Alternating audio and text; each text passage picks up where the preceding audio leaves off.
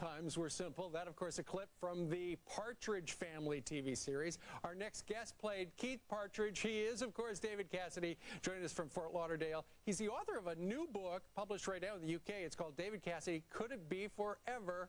My Story. Good morning to you, David. Good morning, Steve. Also available on Amazon.com. Very, very good. Hey, first off, when you were playing the guitar in the show, were you actually playing the guitar, or were you just doing that actor thing? Well, we all did the actor thing, but I was actually playing on the tracks and singing live in the studio. In fact, I would cut with all of the musicians.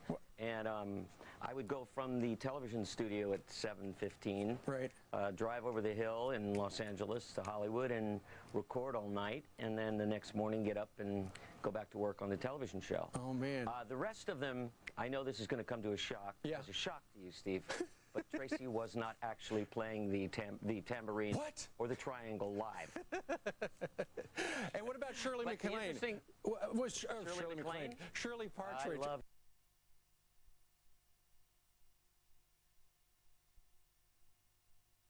Award winner. Steve, it's a little early, but come on. That's right. You know, was she actually driving the bus? No, I actually drove the bus. Yes, she did drive it. After about episode 6, she went, I'm not driving this thing anymore. Yeah, get a Teamster. 1958 Metropolitan. And let me tell you, it was horrendous.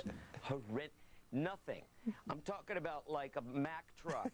So I got the job, and since she was the star of the show, I was happy to oblige. All right. Anyway, I have a new CD that's out this week at Target, which is why we're talking.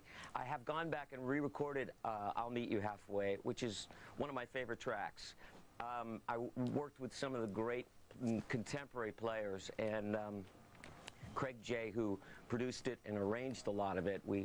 They asked me if I wanted to go back in and re-record my old songs, and I said only if we can put a totally, completely different spin on it. So fantastic. If you listen to I Think I Love You, you can go to my website at davidcassidy.com, or you can go to Target, where it's available, the new Spotlight series, and I'm really proud of it. I was on the cover of Billboard for the first time in 17 years, so I guess I'm relevant again. And you know what? You continue to be relevant, because I think you're still up. Your poster is on my sister's wall, so congratulations on that. Well, it's nice to be relevant in your, at least in your family. That's right, exactly, in my little universe. Hey, real quickly, what's in the book? It sounds juicy.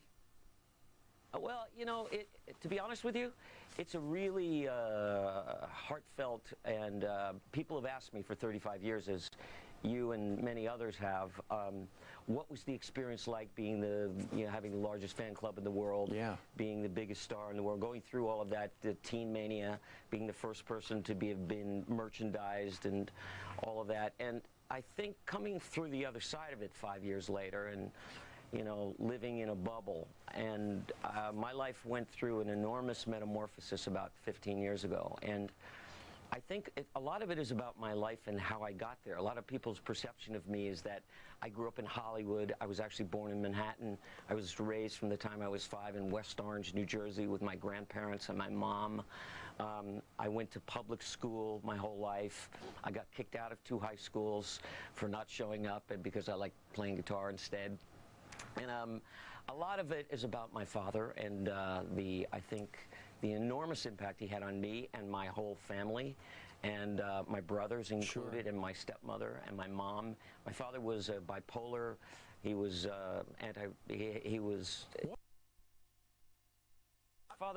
he was brilliant too. Absolutely, but I'm going to have to check out the book. The book is available on Amazon. The CD.